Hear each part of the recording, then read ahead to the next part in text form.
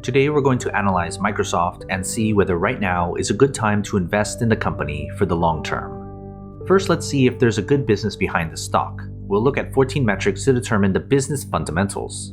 The first set of metrics deal with the company's financial health, with its projected earnings growth for the next 5 years, its profit margins, its effectiveness, which looks at the company's returns on equity, assets, and invested capital, and then the employee value, which looks how much value the average employee adds to the business. You can see the values for each of these metrics, as well as the point totals awarded in the bubbles.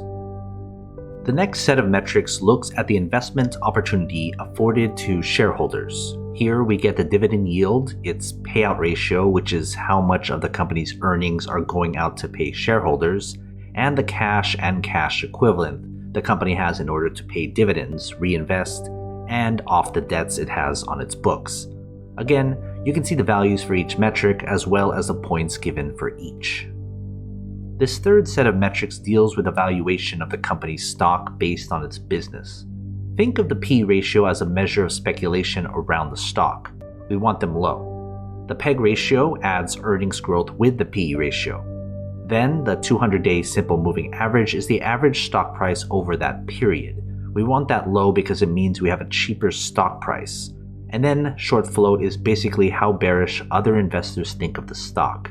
For these 4 metrics, we want the values to be as low as possible.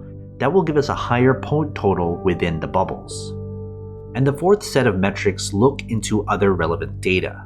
First is the stock's performance over a set period of time. Usually it's 10 years, but if the stock doesn't go that far back, we go with the earliest data up to 10 years. The quick ratio is basically how easy it is for the business to pay off its short-term obligations. We want that high so that it's easy to get rid of those debts. And then Wall Street is the average consensus rating Wall Street analysts give the stock, from a strong buy of 1 to a strong sell of 5.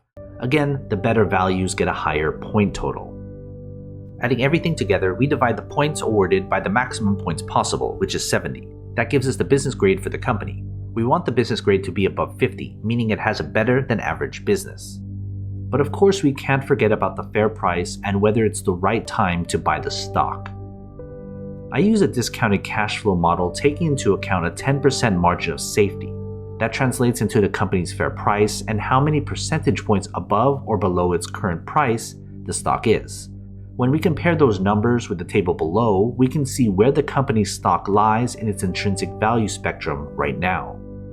Before we get to the final grade, join my Patreon and get access to every company I've analyzed so you can compare between all your favorite stocks. It's updated all the time.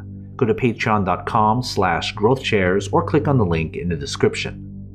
Finally, we can put everything together and to get the company's final grade.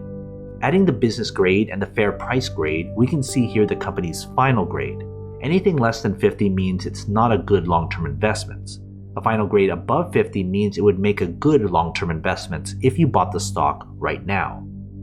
So what are your thoughts? Are you going to invest? If you do, invest wisely, and as always, take care of your money.